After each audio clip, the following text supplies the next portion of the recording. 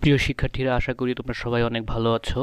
আজকে আমরা আলোচনা করতে যাচ্ছি উইলিয়াম বাটলার ইয়াটসের আরেকটি কবিতা। কবিতাটার টাইটেল হচ্ছে দ্য লেক আইলস অফ ইনসফ্রি। তো এই কবিতাটা শুরু করার আগে আমরা কবিতাটার একটু ব্যাকগ্রাউন্ড জানার চেষ্টা করব, তাহলে আমাদের কবিতাটা বুঝতে অনেক সুবিধা হবে। আমরা এর আগেও জেনেছি উইলিয়াম বাটলার ইয়াটস হচ্ছে একজন আইরিশ পয়েট। তো তার জন্ম হয় ডুবলিনে। তো সে ডুবলিন এবং লন্ডনে তার পড়াশোনা শেষ করে। তো তারপর সে আবার আয়ারল্যান্ডে ফিরে আসে। তো এখন কবি যখন তার সিটি লাইফ ডুবলিন এবং লন্ডনে বসবাস করতেছিল, তখন সে শহরের জীবনযাপন নিয়ে খুবই বিরক্ত ছিল। শহরের কোলাহলপূর্ণ জীবনযাপন কবির কখনোই পছন্দ ছিল না। তো তখন থেকেই কবি চিন্তা করত যে একটা তার ইমাজিনেশনের মধ্যে একটা সুন্দর একটা জায়গার কথা, যেখানে খুবই নীরবে নিভৃতে কবি বসবাস করতে পারবে। তো সেই চিন্তা ভাবনা থেকেই কবির এই কবিতাটি লেখা।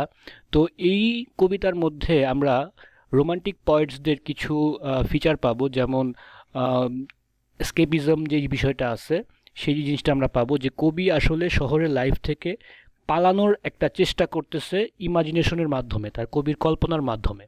তো কবি যেই শহরের কথা বা কবি যেই স্থানটার কথা চিন্তা করেছে, সেই স্থানটার নাম হচ্ছে দ্য লেক আইল অফ ইনসফ্রি। ইনসফ্রি এটা মানে আয়ারল্যান্ডের একটা দ্বীপের একটা জায়গা, দ্বীপের একটা স্থান, অথবা অনেকে বলে যে এটা আসলে কবির ইমাজিনেশন। তো যাই হোক, তো এটা কবির সেই কল্পনার জায়গা এবং সেইখানে একটা লেক আছে। সেই লেকের কথা কবি বলতেছে। তো কবির সেই যে নীরবে বসবাস করার যে জায়গাটা শান্তিপূর্ণভাবে, সেই জায়গাটাই হচ্ছে এই কবিতাটার টাইটেল। তো এখানে আমরা উইলিয়াম বাটলার ইয়াটসের আরও কবিতা পড়েছি, সেখানে আমরা সবসময় দেখতে পাই যে কবি সবসময় তার জীবন নিয়ে খুবই মানে একটা কি বলে যে একটা টার্বুলেন্সের মধ্যে থাকে। সে খুবই বিরক্ত তার জীবন নিয়ে।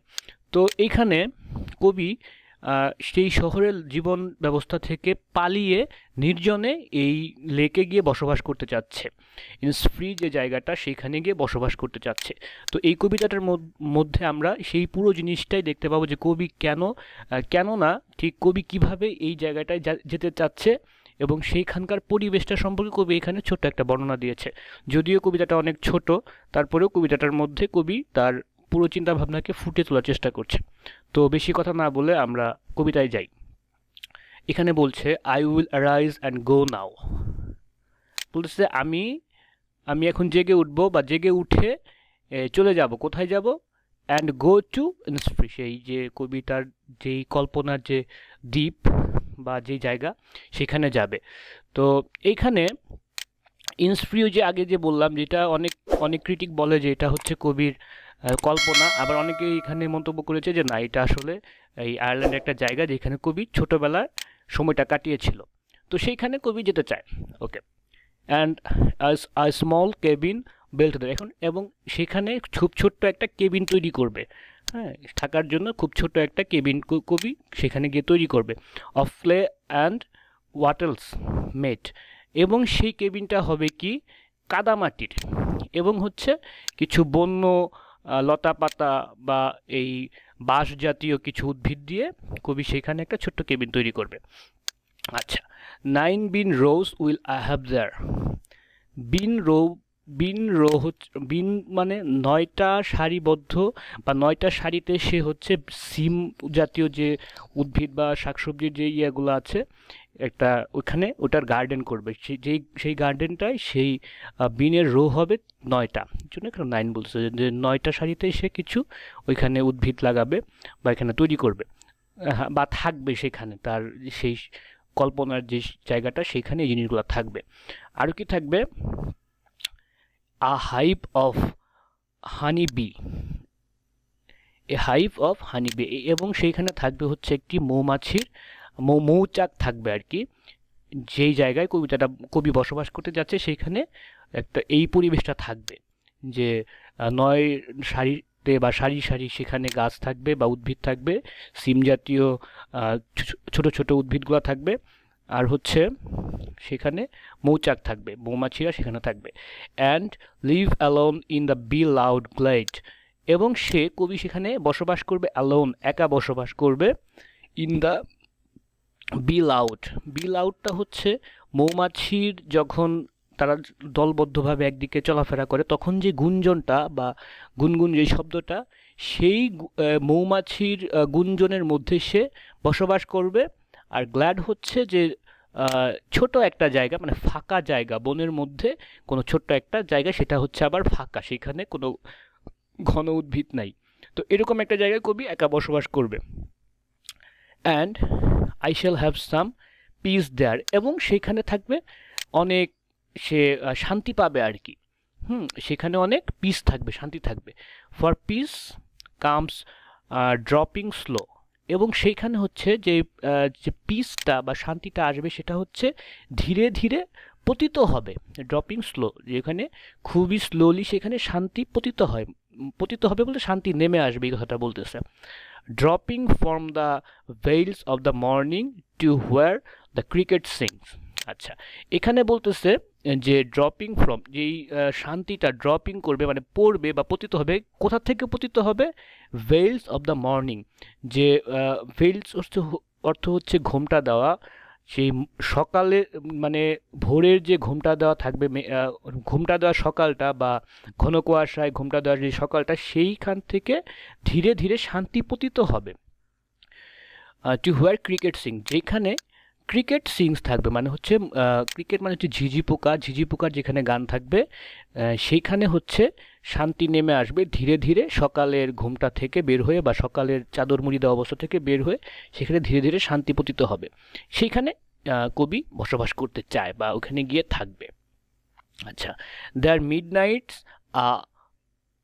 Midnights all a glimmer and upon purple glow, এখন হচ্ছে সেইখানে আবার মধ্যরাত পর্যন্ত গ্লিমার করবে।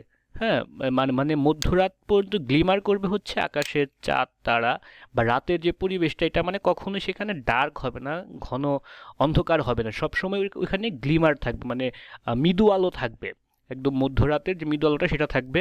অ্যান্ড নুন আ পার্পল গ্লো, হ্যাঁ, এবং নুন মানে দুপুরের যে সময়টা হবে সেই সময়টা হবে পার্পল গ্লো, মানে বেগুনি কালার একটা আভা থাকবে, বেগুনি কালারের একটা পরিবেশ থাকবে, অথবা বেগুনি কালারের একটা ওইখানে এফেক্ট থাকবে যেখানে কবি বসবাস করবে, সেখানকার মানে দিন রাত এবং পুরো সময়টার বর্ণনা দিচ্ছে। অ্যান্ড ইভিনিং মানে সেখানে বিকালটা যে কেমন হবে সেটা বলছে। ইভিনিং ফুল অফ লিনেটস উইং, হ্যাঁ, লিনেটস উইং বলতে, লিনেট হচ্ছে একটা জাতীয় পাখি, এটা হচ্ছে ব্রাউন কালারের একটা পাখি। এই পাখিটা, এইটা লিখে গুগলে সার্চ করলে পাখিটাকে দেখা যাবে। তো এই পাখির উইংস মানে পাখি বোঝাচ্ছে, পাখির চলাফেরা বা পাখির গান বা পাখির কিচিরমিচির, এই শব্দটা থাকবে হচ্ছে বিকালে। হ্যাঁ, তাহলে এখানে এই পুরো একটা দিনের 24 ঘন্টার বর্ণনা কবি দিচ্ছে, যেখানে সকালবেলা শান্তি নেমে আসে ধীরে ধীরে, এবং সেখানে ক্রিকেটের সং থাকে, ক্রিকেট সিংস মানে ক্রিকেটরা গান গায়, ঝিঝি পোকারা গান গায়। আবার হচ্ছে মধ্যরাতেও সেখানে চাঁদের আলো থাকে বা জ্যোৎস্নার আলো থাকে, এটা হচ্ছে গ্লিমার করে, মানে ছোট ছোট আলো থাকে, মানে মৃদু আলো থাকে, ডিম আলো থাকে। অ্যান্ড নুন আ পার্পল গ্লো, এবং দুপুর হচ্ছে পার্পল কালারের হয়, বেগুনি কালারের হয়।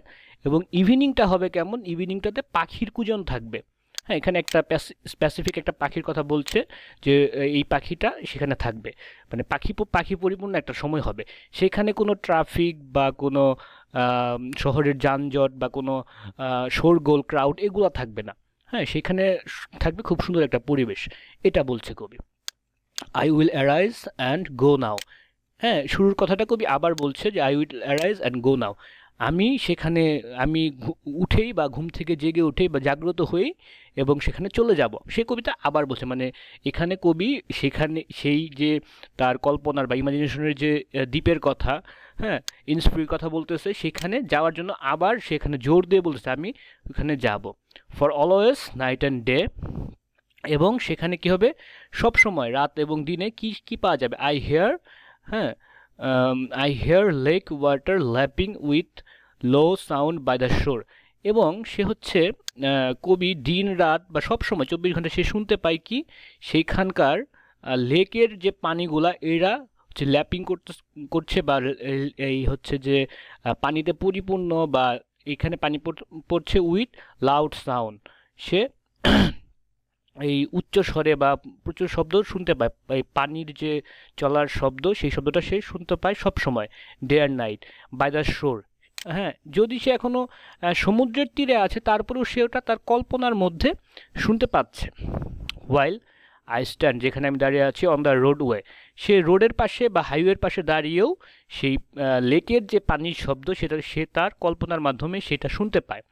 Or on the pavement grey, হ্যাঁ, or on the pavement grey মানে হচ্ছে এই যে মানে মাটির যে রাস্তাগুলা, মাটির রাস্তার উপরে যে ঘাস থাকে, তো ওই মানুষ যেই পথ দিয়ে মানুষজন যেই পথ দিয়ে চলাফেরা করে সেই সেই জায়গাটুকুর ঘাস কিন্তু আবার থাকে না, সেই সেই জায়গাটুকুর ঘাস একদম মানে পদদলিত হয়ে ওইখানে একটা অবস্থা হয়। তো ওইটাই বলছে যে পেভমেন্ট গ্রে বা মাটিতে বা পায়ে হাঁটার যে পথ সেইখানে থাকলেও সে শুনতে পায়।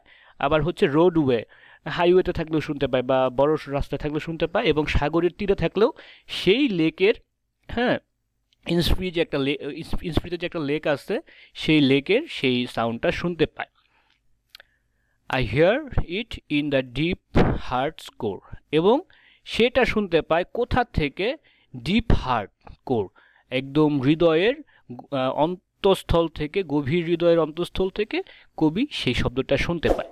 তো এই ছিল পুরো কবিতাটা। তো এখানে কবি মানে তার শহরের জীবন থেকে পালিয়ে খুব সুন্দর একটা জায়গায় চলে যেতে চায়, যেখানে কোনো মানে সব কিছুই থাকবে ন্যাচারাল, খুবই মৃদু মৃদু শব্দ থাকবে, হ্যাঁ, পানির শব্দ থাকবে হচ্ছে, তারপর হচ্ছে পাখির কুজন থাকবে, মৌমাছির ইয়ে থাকবে, গুঞ্জন থাকবে, মৌচাক থাকবে, আবার হচ্ছে ঝিঝি পোকার গান থাকবে।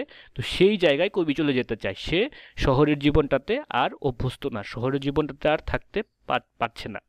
তো প্রিয় বন্ধুরা, এই ছিল আমাদের পুরো কবিতা। আশা করি তোমাদের অনেক ভালো লেগেছে।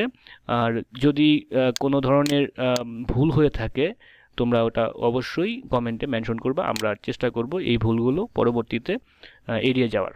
Thank you.